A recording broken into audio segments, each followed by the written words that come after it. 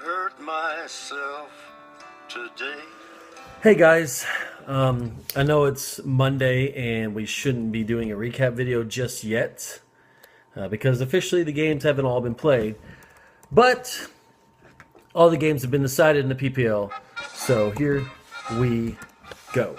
All right, I'm going to do a recap of all the games. We're going to start off with the Springfield Isotopes, my team, and the intro music was about the performance from my Isotopes. After a great first week, they were absolutely horrible. Let's click down that. They were horrible. Le'Veon Bell got me only 9.1 points. Antonio Brown.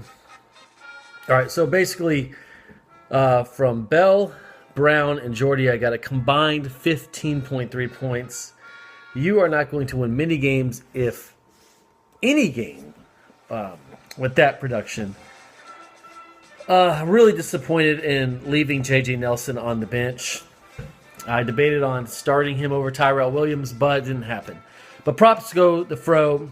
Derek Carr with a great performance. Mike Evans, one of the best up-and-coming wide receivers in football. I mean, I know he's been in the league a couple years now, but that dude is fan-freaking-tastic. But Fro gets a big win there, and he goes to 2-0, and I fall to 1-1. And we will go to the next game. Sharknadoes and Bad Boys. Bad Boys. What you gonna do? Rowdy will do all that stuff. But the Bad Boys are now 1-1. They finally win a game, and unfortunately, Sharknadoes are 0-2. Leonard Fournette, a little bit not as productive as a game than his first one, but Ty Montgomery looking really good. Again, I mean, that's 2 weeks in a row now Montgomery has produced. He is a very interesting player. Wide receiver, originally drafted as a wide receiver, turned into running back last year, as everyone knows, because of injuries and because Eddie Lacy simply is horrible. He was a healthy scratch yesterday, in case you didn't know that. But yeah, Darren wins. He didn't even get a very good performance from Matt Ryan. Very mediocre, actually, for Matt Ryan. But he scores 99.5 points, and he's still got a kicker going tonight, so he can up the score a little bit. But Darren goes to 1-1, and the Sharknadoes go to 0-2. All right, the Cox and Goodell, the Chattanooga Cox, which looked like for a long time there they might not win this game.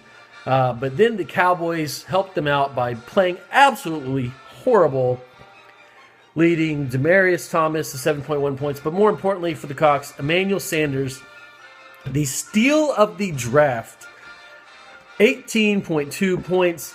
I'm going to just pull up very quickly where he was in this draft. And 1 second. Ooh, there's my shirt, y'all. Sorry, this is, I know, on the whim here. All right, so the Chattanooga Cox drafted Emmanuel Sanders in this past draft. Where the crap is he? All right. 53rd overall. 53rd overall. That is insane.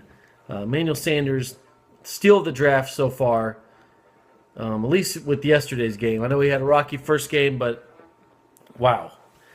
That dude killed it yesterday. And the Chattanooga Cox, despite not having David Johnson, ended up with a 102.6 to 83 win. Michael Thomas and Jordan Howard, not very good days. In fact, Jordan Howard only has 13.3 points on the season.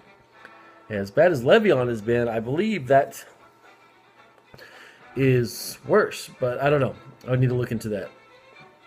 DeMarco Murray, only 2.8 points. Very mediocre there. Performance by his two running backs and Tarek Cohen. All his running backs scored less than 5 points. The Rowdies played the Urinators. Tom Brady was amazing. I watched the games yesterday with Gotham Knights owner Todd Blankenship, and at one point he got an alert, and it said, Tom Brady, or Mike Clay, suggests that Tom Brady is still an elite quarterback. Well, yeah, no crap he is. He's won, 5 Super Bowls?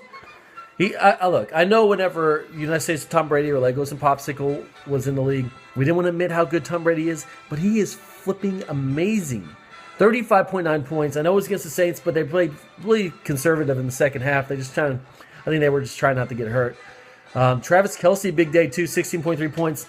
And right now the Rowdies are up 110.3 to 81.1, and they still have Golden Tate tonight, so the Rowdies could very easily be the highest scoring team of the week. And 2-0, just carrying that momentum that they had from last season. I believe last season they started 6-0. If memory serves me correctly, I'm sure Rowdy will correct me on that if I'm wrong. All right, the experience in the Gotham Knights. Like I said, I watched the games yesterday with Todd, and it was almost comical. Greg Olsen goes out with a foot injury. Right after that, Corey Davis leaves the game. Right after that, Cam hits the ground, and he looks like he might not come out or come back in the game. Other than Devontae Freeman, just a very bad day for the Gotham Knights, and the Ravens defense played well. Only 75.4 points, and the experience with a very mediocre performance by Fitz and a horrible performance by Zeke. We'll get back to Zeke in a little bit. Still put up 106.2 points. It's no secret. The experience are going to be in contention all year. They're 2-0, leading to a very good matchup next week that I will also get into a little bit later. The last game, Lanced in the Pants, got Lanced in the Pants. Oh, wow, I forgot about this. So the Rowdies might end up being the highest scoring team this week, but they're going to have to catch Jeremy's America's team, 123.3 points for Jeremy.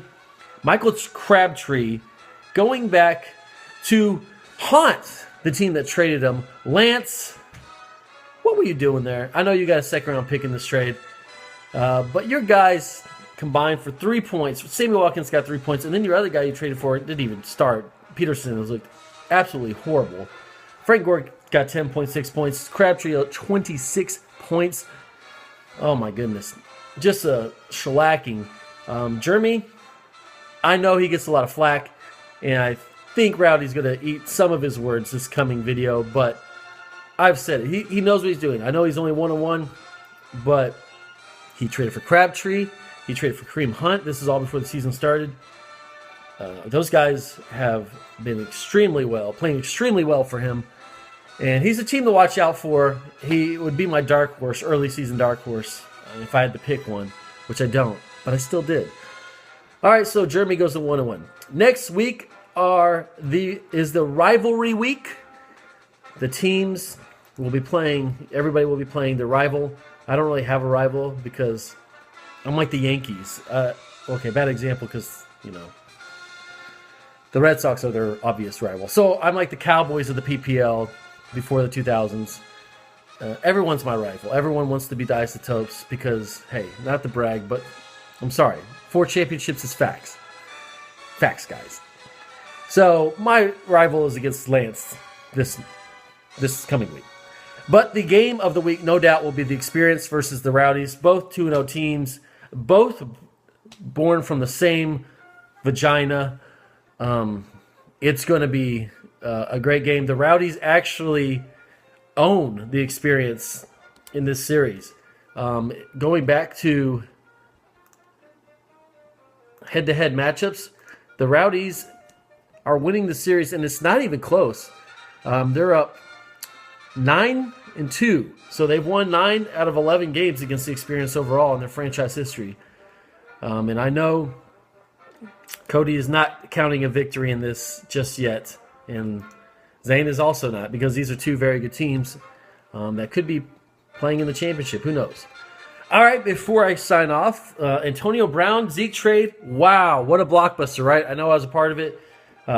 Ezekiel Elliott might come back to bite me. He might be suspended 6 games this year, and if not this year, then definitely next year, I would think. So, blockbuster trade. We'll see how it pans out. Cody now has Melvin Gordon, Todd Gurley, and Christian McCaffrey in his flex. So 3 very capable running backs still, with now Antonio Brown go alongside Fitz or whoever he chooses to go in that other wide receiver spot. All right, 10-minute video. That's a pretty long video for me, but it's early, Monday.